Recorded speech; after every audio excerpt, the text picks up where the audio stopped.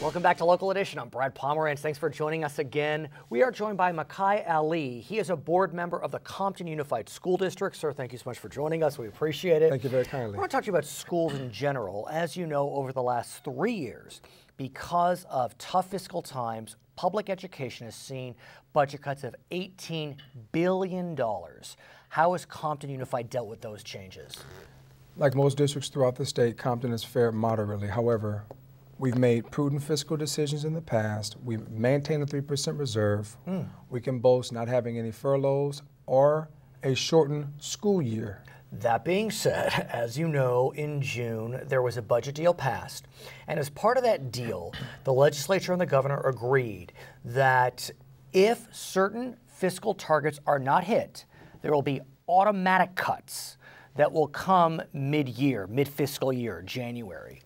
As we see it, we're not hitting those targets and cuts are looking more likely every day. Is Compton Unified prepared?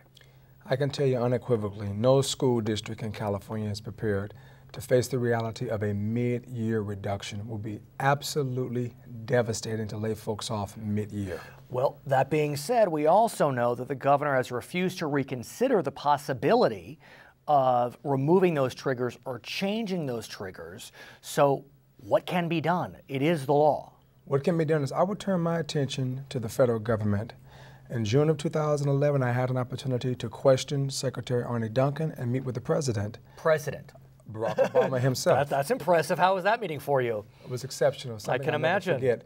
But my concern is removing the caveats and or deregulating all of the category or compensatory education funds that school districts receive nationwide. Well, as you know, in 2002, the federal government passed what's known as No Child Left Behind. Right. And in 2014, if certain targets aren't met, school districts will be considered failures and therefore need to go through turnaround.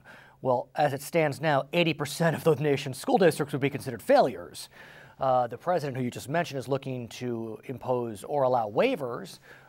Is that going to be the answer? Because that's exactly the issue you're discussing, these mandates. Within the legislation, the Secretary of Education is afforded an opportunity to insert an executive privilege, if you will. I do believe waivers will become a fact of reality, and I'm quite certain that many school districts will opt to waive out.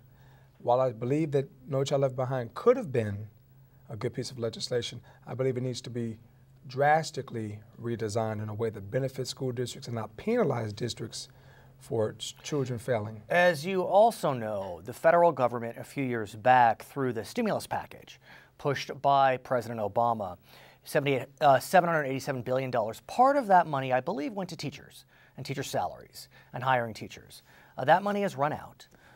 There is a move to create more stimulus in the name of a Jobs Act. We're not really sure how that Jobs Act is faring. How important are those additional funds, if they arrive, to help Compton and other school districts balance their budgets?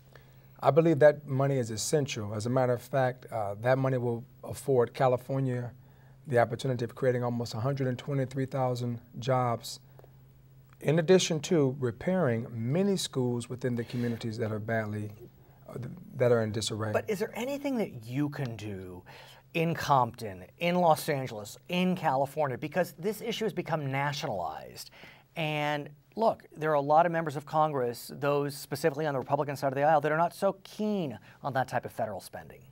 Well, what can be done is amplified pressure placed upon members of the House as well as the Senate in order to support the president's jobs bill. Okay, his name is Micah Ali. He is a member of the School District Board in Compton. My name is Brad Pomerance. Thanks for joining us. Back to HLN.